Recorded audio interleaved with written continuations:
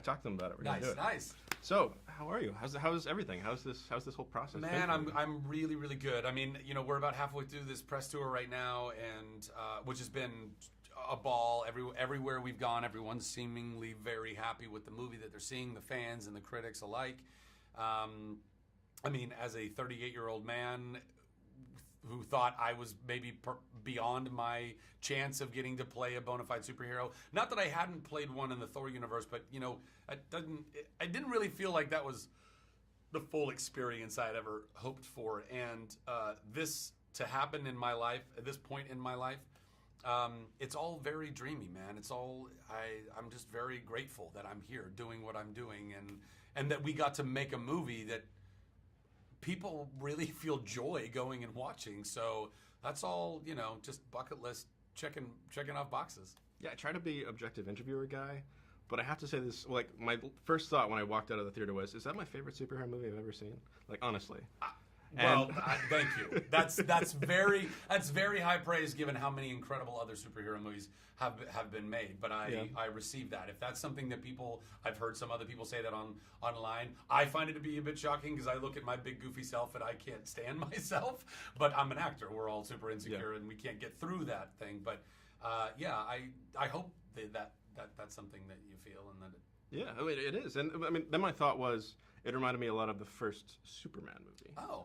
In that it's just incredibly warm-hearted and just good, and it's about just the purity of superheroes in a way that I think that we've, especially 80s comics, just kind of destroyed. And I mean, it was in the 30s and 40s. It was a simpler time. Yeah. We were a much more innocent people, and we were more galvanized against what we all knew or saw to be evil. We were coming out of a First World War. Or had been out for a little while, but then we were about to get into the Second World War, and or rather, some people were already in it at the time, and these characters started being created, and they had much more of a purity about them. And then life and the world and the global kind of scope of everything got a little more muddy, and people weren't necessarily buying comics in the same way, and they needed to find more. I don't know, kind of grittier, more interesting, different takes on all of it, I think, to keep people interested. Yeah. Perhaps. But I'm with you, though. I think to have a classic, like, good-hearted, the Boy Scout, if you will, trying to do good in the world, classic good versus evil is what I've always kind of looked for in comic books, for sure. And it also takes the tone and the feel of, throwback 80s sort of comedy, warm-hearted, even like the language that comes out of their mouth. Yeah. And it also updates it, making it a lot more inclusive, makes it a lot, very 2019 in that way. So it just feels like it takes the best of the past and brings it into the present. So Thanks, man. how is it for you capturing that tone of those, classic 80s comedies where you're going back to? Obviously there's the piano reference with Biggs, but were there other sorts of things you were looking at?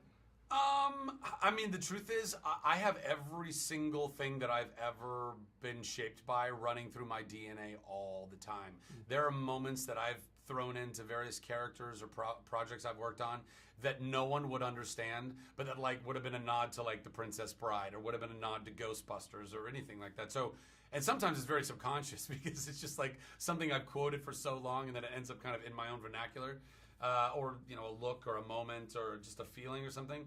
But I mean, when we were making it, look, I'm a child of the 80s. I grew up with Big. I've watched Big people ask me, "Oh, did you watch Big to research this?" I was like, No. I watched Big a million times. This was already in me.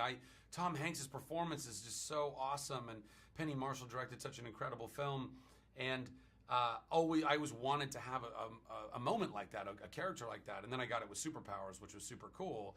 But beyond that, knowing when we were in the Rock of Eternity and I'm running around with the kids, I'm like, oh, this feels very Goonies. This feels like we're just in this is going to nod to that. People of the 80s are going to feel those types of moments, and kids working together to go and, achieve a greater good and figure out the problem. And so I could feel while we were making the movie that we were potentially making something that would harken back to old Amblin kind of movies. But then when I saw the movie, there were even more moments.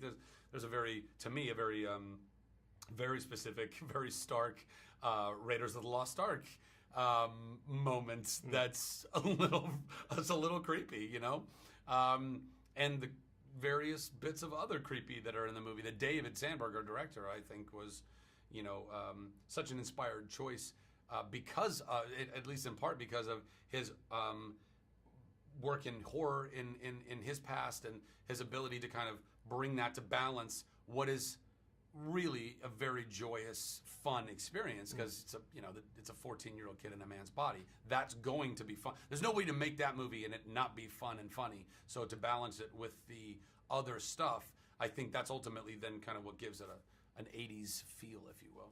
It's going to be amazing. Thank you so much. Yeah, absolutely, man. Pleasure, man.